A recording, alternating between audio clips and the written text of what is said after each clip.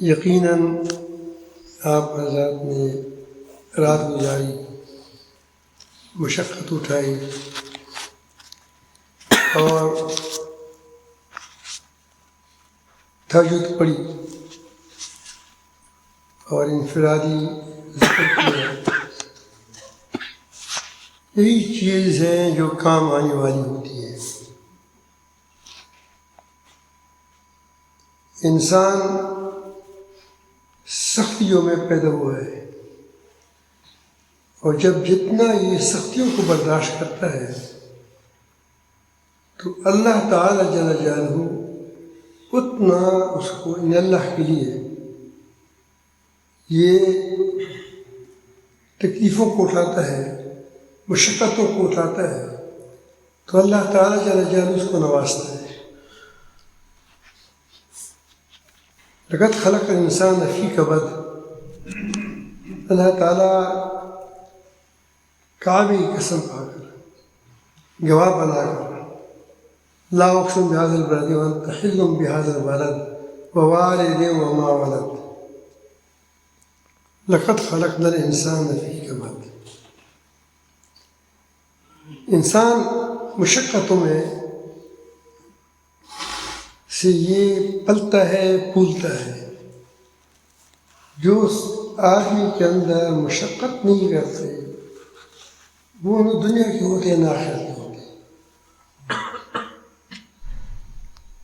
اسی لیے مشقتوں سے گھبرائے نہیں،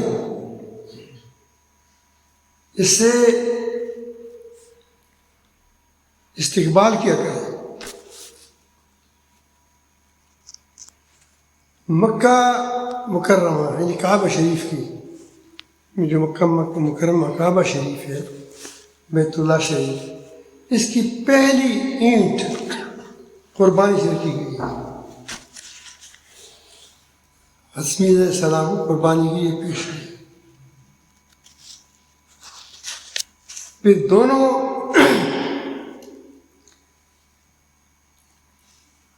باپ بیٹا دونوں قربانی دے رہے ہیں۔ باپ معمار ہے اور بیٹا مزدور ہے، مزدوری کرتا ہے اور دعائیں مانگتا ہے۔ اس وقت جو ساری دعائیں قبول بھی ہو گئی، اور اس امت جو نظر آ رہی ہے وہ بھی اس میں ہے۔ موسیٰ علیہ السلام کی پیدائش کے ساتھ ہی اس کو سمندر میں ڈالا گیا، جب اس کو کیا۔ آپ تاریخ دیکھیے، ابراہیم علیہ السلام کو آگ میں ڈال دیا،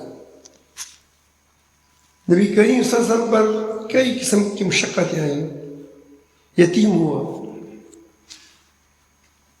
ماں کی پیٹ میں تھا کہ یتیم ہو گیا، پھر والدہ وفات ہو گئی، پھر کہاں کہاں گئے، بنو سعد وغیرہ وہاں، پھر کتنی تکلیفیں اٹھائیں۔ اس کے بعد نکھار آیا، بہار آیا۔ تو اگر آپ پوری انبیاء کی تاریخ کو دیکھیں گے اور اللہ کے دوستوں کی تاریخ کو دیکھیں گے تو اس میں پہلی مشقتیں ہیں۔ آپ اس سے گھبرائے نہیں، اس کے لیے کوشش کریں۔ بے شک میں سمجھتا ہوں کہ سردی بھی ہوتی ہے اور یہ راتوں کو اٹھنا اور اپنے کاموں کو چھوڑنا، یہ مشقتیں ہیں ساری، لیکن مشقتوں کے بغیر ہوتا نہیں ہے، کیونکہ انسان ان سختیوں میں پیدا ہوا ہے۔ جو آدمی آرام پسند ہوتا ہے وہ آرام پسند ہوتا ہے۔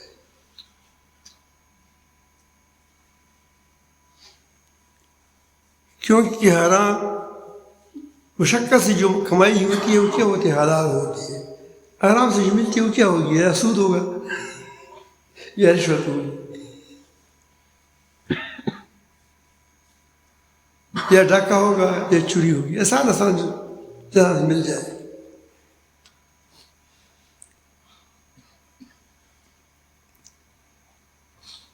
تو اللہ تعالیٰ جل جلالہ کی قسم کھائی ہے کہ وہ کہتے کہ والدی و ماں والد، والد کو دیکھو اور جو اسی بات خود انسان جب پیدا ہوتا ہے کتنی مشقت سے پیدا ہوتا ہے، دنیا میں جب آتا ہے ماں کتنی مصیبت اٹھاتی ہے۔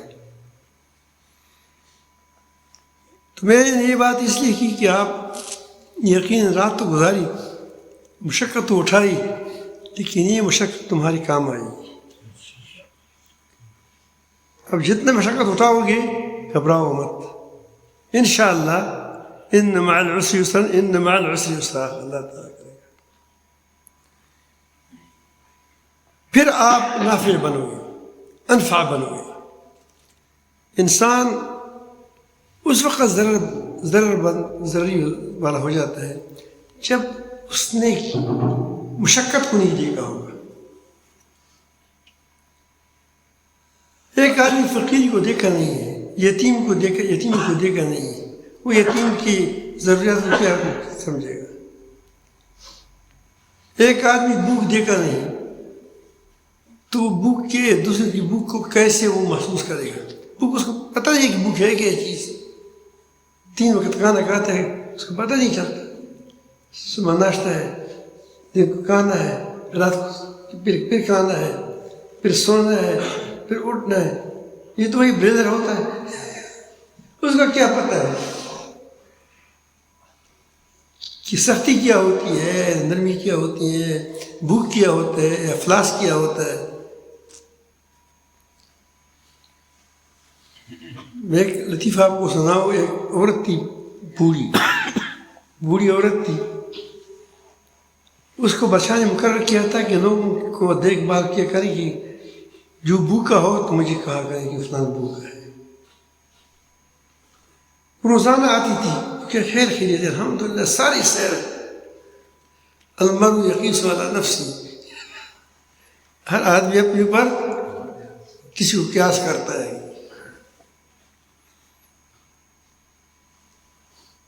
تو وہ ایک بار بادشاہ نے وزیر سے کہہ دیا کہ میری کیسی زبردست حکومت ہے، اس میں کوئی بھوکا ہے ہی نہیں، نہ بھوکا ہے نہ پیاسا ہے۔ اس نے کہا کہ تم کو اطلاع کون دے رہے گا کہ فلاں بوڑھی مقرر کیا کہ پیرا کرو۔ اس نے کہا کہ یہ بوڑھی 2 دن کے لیے مجھے دے دو۔ اس نے 2 دن کے لیے اس کو دے دیا، نہ کچھ کھلایا نہ پلایا۔ بھوک لگ گئی، اس کے ساتھ پیاس بھی لگ گئی، تو بادشاہ کے پاس گئی۔ بادشاہ نے کہا کیا حال ہے؟ انہوں نے کہا کہ لوگ مر رہے ہیں، بھوک سے مر رہے ہیں، خود بھوک سے مر رہی ہے۔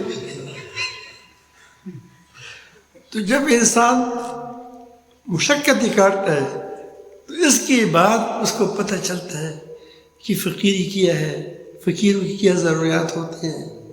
ابھی جو وڈیرے ہوتے ہیں ان کو کوئی پتہ نہیں ہے کہ فقیر پر کیا گزرے گا، مسکین پر کیا گزرے گا۔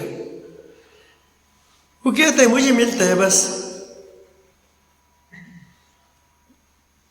تو انشاءاللہ اگر آپ ان سختیوں کو تھوڑا سا اٹھائیں گے تو اللہ تعالیٰ جل جلالہ تم کو انفع بنائے گا۔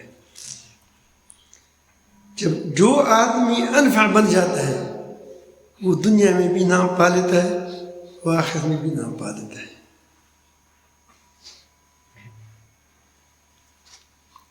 اسی لیے کہا جاتا ہے کہ جو لوگ مستقل مزاج نہیں ہوتے، کبھی ایک کام کرتے ہیں کبھی دوسری کام کرتے ہیں، اسی کسی کام کی توقع نہ رکھو کہ وہ بڑا کام کرے گا۔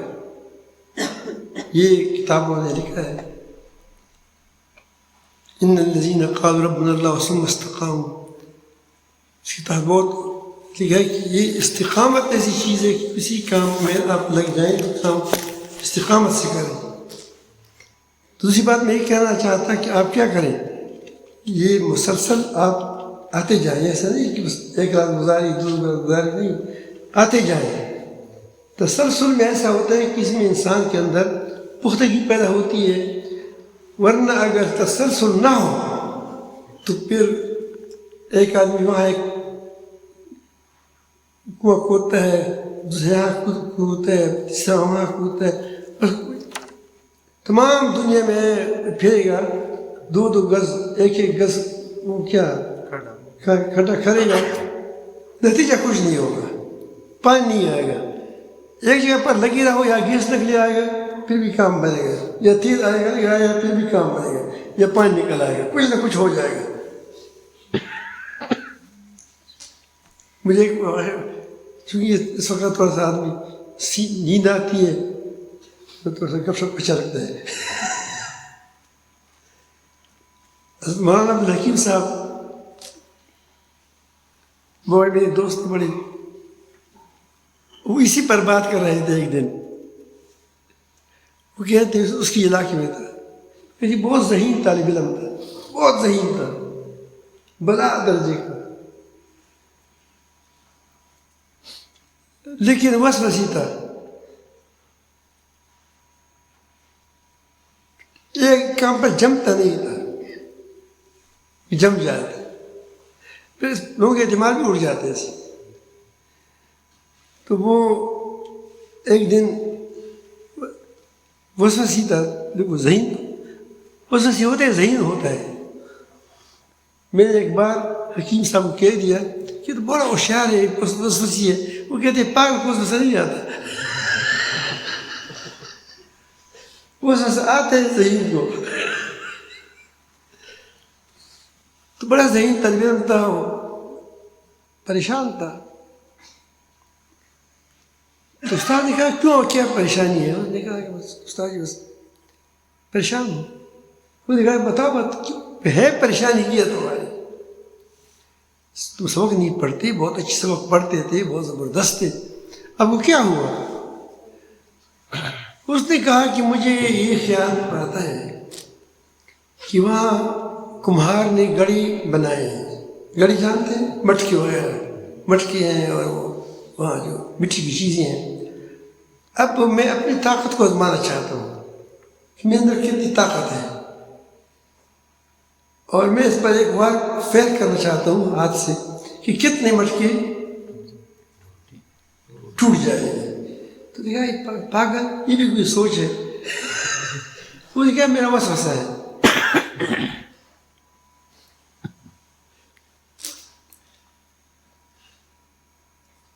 تو بہرحال جب سمجھ اس کو نہیں آ رہی تھی تو اس نے کمہار کو کہا کہ ہمارا سپر شاگرد ہے، بہت سمجھدار بھی ہے، لیکن اس کا ایک وسوسہ ہے، اس کو وہ نکالنا چاہتا ہے۔ یہ تمہاری اس پر فیر کرے گا یہ ہاتھ سے، جتنے مٹکے ٹوٹ جائے اتنی پیسے لے لو۔ اس نے کہا ٹھیک ہے، میں اسے تو پیسے ہی کمانا ہے، جب تم پیسے دیتے ہو تو کوئی بات نہیں۔ اس نے ایک فیر کیا، 10 مٹکی یا 12 مٹکی جتنے ہو گئے، اس طاقتور تھا، وہ مار اس کو توڑ دیا۔ استاد نے کہا کہ تم نے کیا فائدہ کیا، مٹکی بھی توڑ دیے، پیسے بھی ختم کیا، ہمارا پیسے بھی خراب کر دیا اور سبق بھی ضائع کیا۔ یہ کوئی وسوسہ تھا۔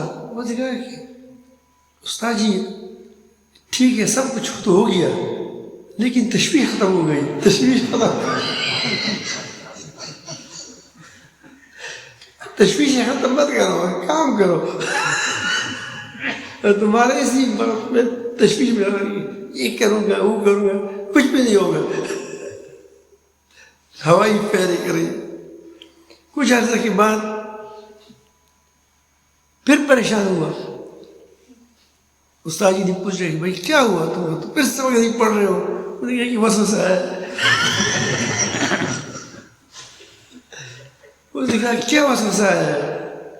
اس نے کہا کہ وسوسہ یہ ہے کہ وہاں بھینسوں والا گجر نہیں ہوتے، اس کے پاس بھینسیں ہوتی ہے، بھینس ہے، اس میں ایک بھینس کا سینگ ایسا ہے۔ اب مجھے وسوسہ ہے کہ اگر میں اس کے اندر پاؤں رکھوں اور یہ اٹھ جائے تو میرا پاؤں ٹوٹے گا، اس کا سینگ ٹوٹے گا۔ تو عجیب آدمی ہے، اتنے ذہین آدمی، کوئی بات ہے کہ تم اس کے پیچھے پڑے ہو؟ اس نے کہا استاد سبق نہیں یاد آ رہا، جب تک یہ میں نہ آزماؤں. اس نے بہت سمجھایا، یہ ادھر ادھر، وہ نہیں مان رہا تھا. بس وہ کہتا ہے کہ بس سبق نہیں پڑھ سکوں گا، پڑھ رہا بیٹا. وہ بحث والا کے پاس گیا کہ ہمارا ایک طالب علم بڑا ہوشیار ہے، مجھے سے محبت ہے، لیکن وسوسہ ہے. اس کی وسوسہ آیا ہے کہ تمہارے جو سنگ ٹیڑھا ہے اس کے اندر وہ پاؤں ڈالنا چاہتے ہیں کہ جب وہ بیٹھی ہوئی ہو بھینس، تو پھر وہ کہتے ہیں کہ بھینس کو اٹھایا جائے کہ میرا پاؤں ٹوٹ جاتا ہے کہ اس کا سینگ ٹوٹ جاتا ہے.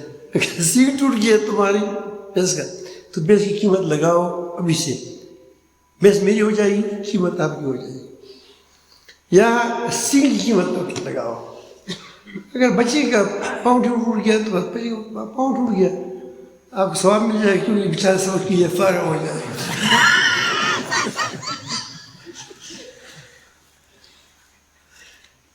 بس وہ گیا، اس نے بھینس بیٹھی تھی، اس نے پاؤں اس کے اندر سینگ کے اندر ڈال دیا، اور جب اس کو اٹھایا تو دراصل اس کا پاؤں ٹوٹ گیا. وہ سینگ بچا تو اس کو اسپتال میں داخل کر دیا. پاؤں ٹوٹ گئی تھی، ڈال وغیرہ ڈالے تھے. استاد نے بڑی افسوس تھا کہ بیٹے آپ کو کیا ہو گیا، یہ اس سے کیا فائدہ ہوا، وقت بھی ضائع ہو گیا، پیسہ بھی ضائع ہو گیا، اب آپ تم پر خرچہ بھی آ جائے گا، یہ کیا تم. استاد کی تشویش ختم ہو گئی. وہ بیچارے اس تشویش ختم کرنے میں اپنے آپ کو ختم کر دیا. سمجھ آئی بات؟ آپ مستقل آیا کریں، مستقل آنے میں تم کو فائدہ ہوگا، تم کو فائدہ ہوگا. جو آدمی استقلال کے ساتھ ایک کام کرتا ہے، یاد رکھیں، وہ آپ دیکھیں بہت اونچی چلے جاتے ہیں، اور جو یہاں ٹونگے مارتا ہے وہی اس کی قسمت میں بھی ٹونگے ہوتے ہیں. تو آپ استقامت کے ساتھ، پرتی کے ساتھ کوشش کریں کہ آج آپ اتنے آئے ہو، کل کوشش کریں کہ اپنے ساتھ 5 ساتھی اور لاؤ، 6 ساتھ، اس سے وہ کام پھیلتا ہے. تو ایسا آدمی جو پر مشقت ہوتا ہے وہ نافع ہوتا ہے.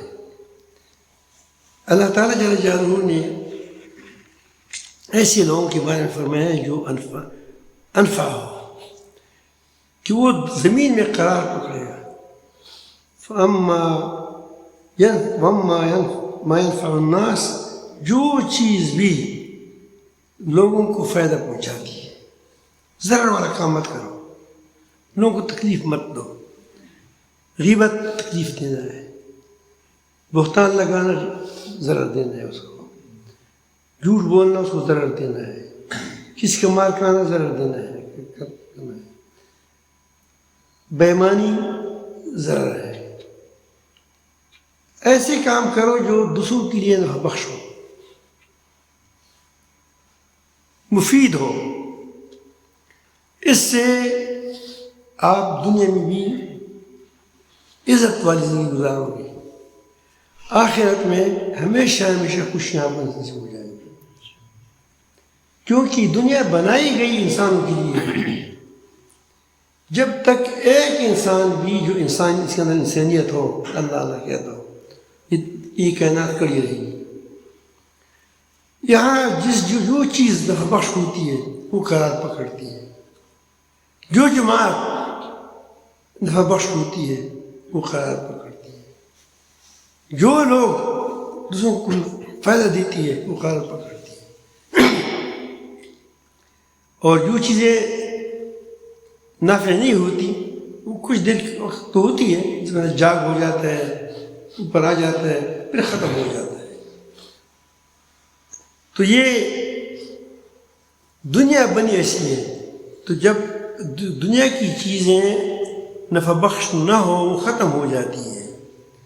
تو اگر انسان خود نفع بخش نہ ہو تو اس کا کیا حال ہوگا؟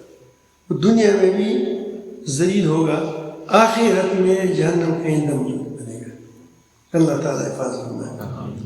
اما ما ينفع الناس في الارض، جو چیز لوگوں کو نفع پہنچاتی ہے، اللہ تعالیٰ فرماتے ہیں کہ اپنے قانون بتاتا ہے، فَيَمْكُثُ فِي الْأَرْضِ، یہ زمین میں ٹکاؤ پکڑتا ہے، قرار پکڑ لیتا ہے۔ نام بلال کا نام آج زندہ ہے، عمر فاروق کا نام زندہ ہے۔ فرعون آج بھی گالی تھی، بعد میں بھی گالی ہوگی۔ نمرود پہلی بھی گالی تھی، بعد میں بھی گالی ہوگی۔ ابو جہل پہلی بھی گالی تھی، اب بھی گالی ہے، کیونکہ وہ ذرا دہ تھا۔ جو انبیاء علیہ السلام ہے اس کی نیک امتی ہے، اس کی پہلی بھی اس کے نام تھا، آج بھی نام ہے، قیامت میں بھی نام ہوگا اس کا۔ فَيَمْكُثُ فِي الْأَرْضِ۔ تو ہمیں آج کے سبق میں اتنی ہمیں کرنا چاہیے کہ مشقت اٹھائیں، اور مشقت اپنی یہ بھی اٹھاتا ہے، دوسروں کے لیے اٹھائیں، دوسروں کو خیر پہنچائے۔ آخر ایک آدمی جب صدقہ دیتا ہے، خیرات کرتا ہے، اس کا ثواب کیوں ہے؟ وجہ یہ ہے کہ دوسروں کو نفع پہنچاتے ہو۔ صدقہ والا کیا کرتا ہے؟ اللہ تعالیٰ وہ تو اللہ تعالیٰ تو کھانے پینے سے پاک ہے، اس لیے کہ اس کی اپنا وجود بن جائے، اپنی اس کی کیا صلاحیتیں کھل جائیں، تو دوسروں کو نفع پہنچانے سے تمہاری صلاحیتیں کھل جائیں گی، اپنی صلاحیتیں۔ یہ تم نہ رکھو کہ مجھے کچھ دے دے، فلاں مجھے کچھ دے دے، فلاں نہیں، میں کیا دیا دوں، میں کیسے کماؤں، میں کس طرح لوگوں کو کیا وہ نفع پہنچاؤں۔ اگر اس جذبے کے ساتھ تم یہ کام کر رہے ہو، دنیا میں پھر رہے ہو، تو انشاءاللہ وہ خیر تم کو واپس ہو کر خود آئے گا۔ ایسا نہیں ہوگا کہ تم سے خیر جائے گا، خیر جائے گا نہیں، خیر لوٹ کر تمہارے پاس خود آئے گا۔ خیر الناس من ينفع الناس، بہترین لوگ وہ ہیں جو دوسروں کو فائدہ پہنچائے، اور دوسروں کو اچک لینا یہ درندوں کا کام ہے۔ یہ درندوں کا کام ہے کہ اپنی جان بچانے کے لیے دوسروں کی زندگی کو برباد کرتا ہے، یہ درندگی ہے۔ تو اللہ تعالیٰ جل جلالہ سے یہ مانگنا بھی چاہیے۔ اور یہ قرآن مجید جو ہے سرسر الفا ہے، یہ ہے اس میں ایک حرف بھی غیر الفا نہیں ہے، ایک نقطہ بھی غیر الفا نہیں ہے، ایک نقطہ الفا ہے اور دائمی الفا ہے۔ اگر اس پر آپ عمل کرو گے تو آپ دائمی طور پر کیا ہو جاؤ گے؟ الفا ہوں گے، اور دائمی جنتوں کو آپ پاؤ گے۔ اس لیے فرمایا کذالک یضرب اللہ الامثال، اس لیے اللہ تعالیٰ تم کو مثالیں بیان کرتا ہے، للذین استجابوا لربہم الحسنی، اب یہی بات آ گئی۔ اللہ تعالیٰ مجھے بھی توفیق عطا فرمائیں، آپ کو بھی توفیق عطا فرمائیں کہ ہم وہ بن جائیں، منفع بن جائیں، اور استقامت کے ساتھ حق پر چلتے رہیں۔ اللہ توفیق عطا فرمائے۔